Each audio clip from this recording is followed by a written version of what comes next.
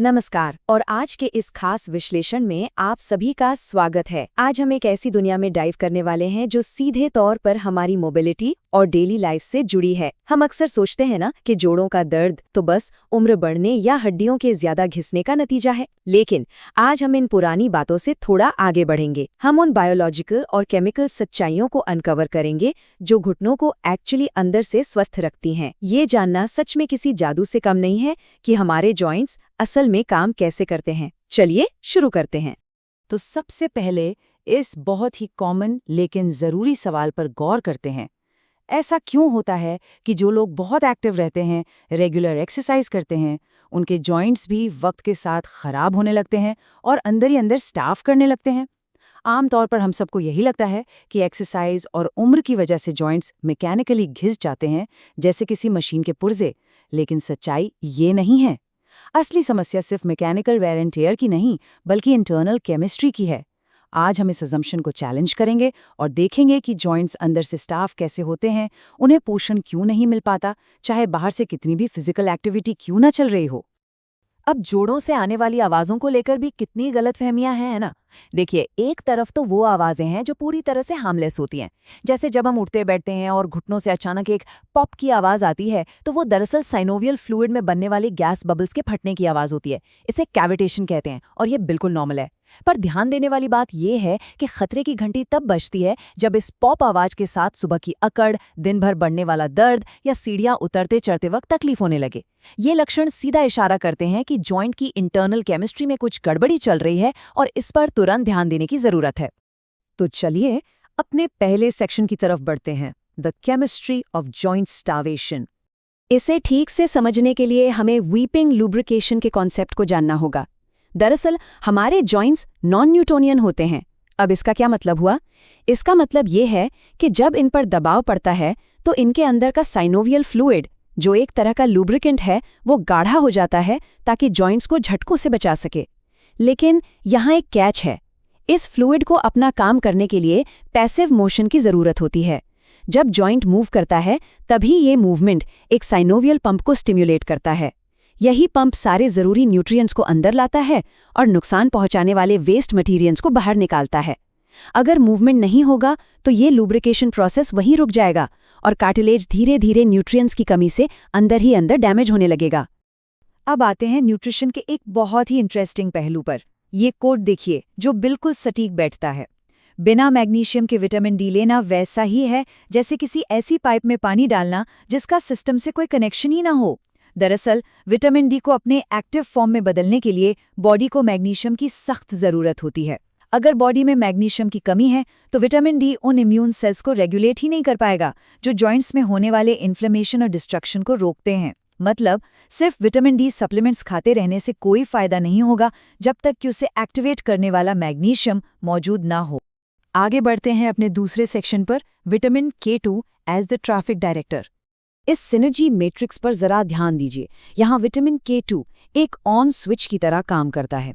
ये दो खास प्रोटीन्स को एक्टिवेट करता है, पहला मैट्रिक्स ग्लाइप्रोटीन और दूसरा ऑस्टियोकैल्सिन। पर इनका काम क्या है? इनका मेन काम है कैल्शियम को सही रास्ता दिखाना। ये इंश्योर करते हैं कि हम जो कैल्शियम ले रहे हैं वो सीधा हड्डियों के अंदर जाए, ना कि सॉफ्ट टिश्यूज या जॉइंट्स के आसपास जमा हो जाए। विटामिन K2 के बिना ये पूरा का पूरा ट्रैफिक सिस्टम एक तरह से फेल हो जाता है। और अगर विटामिन K2 इस ट्रैफिक को डायरेक्ट नहीं करेगा तो वो भटका हुआ कैल्शियम कार्टिलेज और दूसरे सॉफ्ट टिश्यूज में जमा होने लगता है। अब सोचिए, सॉफ्ट टिश्यूज में जमा हुआ ये कैल्शियम एम्बेडेड सैंडपेपर यानी एक रेगमाल की तरह काम करता है। लिटरली हर एक कदम के साथ ये कैल्शियम के छोटे छोटे कण जॉइंट के सरफेस से रगड़ खाते हैं, बिल्कुल एक सैंडपेपर की तरह। और यही सबसे बड़ी वजह है कि हमारे जॉइंट्स अंदर से घिसने लगते हैं और दर्द बढ़ने लगता है। चलिए अब देखते हैं अपना तीसरा सेक्शन, द कोर्टिसोल कास्केड। अब ये जानना सच में हैरान करने वाला है कि क्रॉनिक स्ट्रेस हमारे जॉइंट्स को कैसे तबाह करता है।